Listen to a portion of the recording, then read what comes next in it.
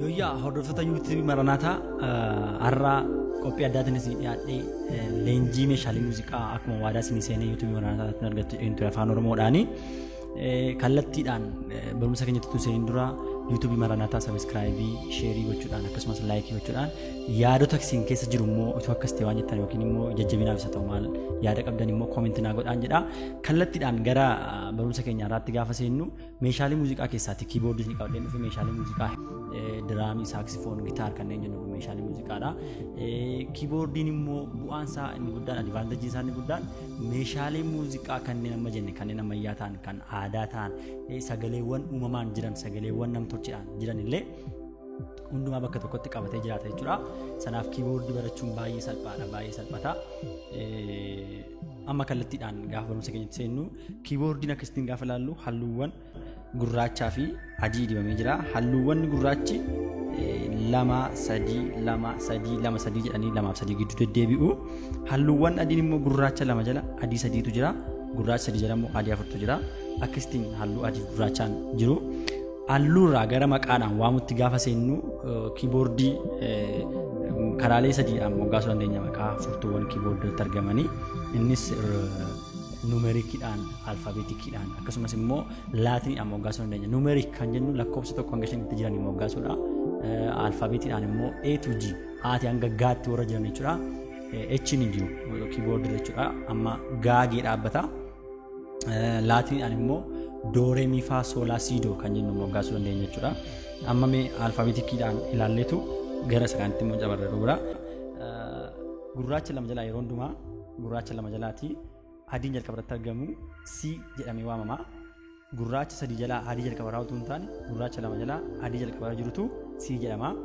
Inni itti aanu D E F G A B C D E F G hidra deddeebiidha jechuudha. Sanaafiyyuu A hanga G gidduutti arganna kan jenne sanaaf jechuudha. Akkasuma immoo gurraachonni kun immoo maqaa of danda'an hin qabani.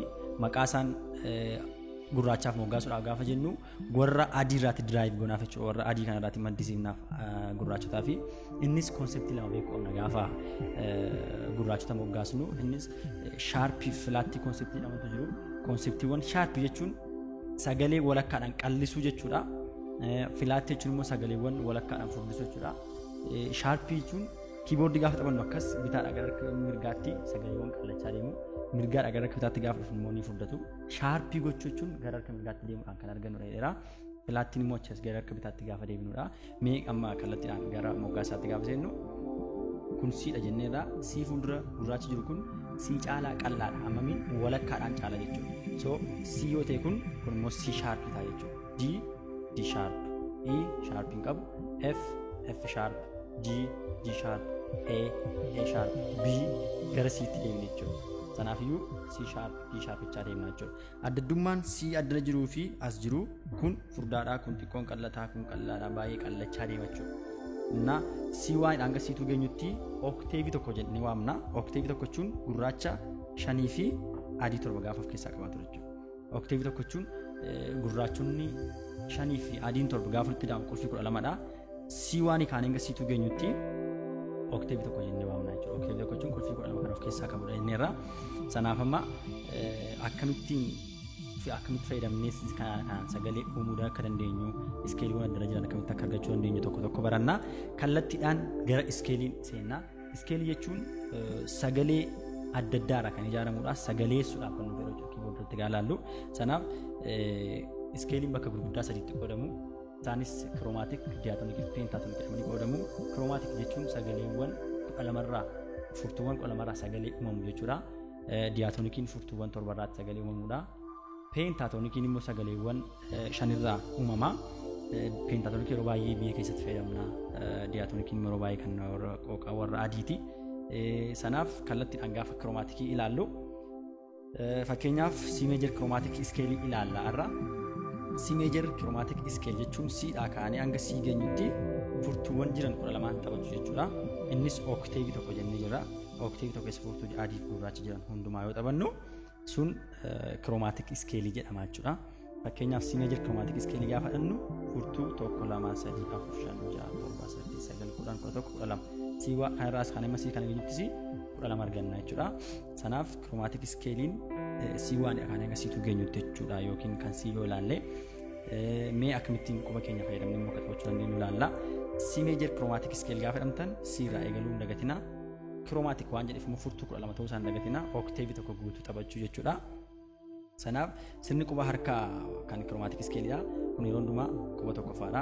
Quba lamaffaa 3 4 5 akkasitti immoo gaafni keenya sirni ittiin kiroomaatiik taphannu 1 2 1 2 3 1 2 1 2 1 2 3 akka taphannaa suuta jedhetan irra deebi'a. 1 2 1 2 3 1 2 1 2 1 2 3 ammas dhufna taanaan ammas tokko jennee galla jechuudha. 1 2 1 2 3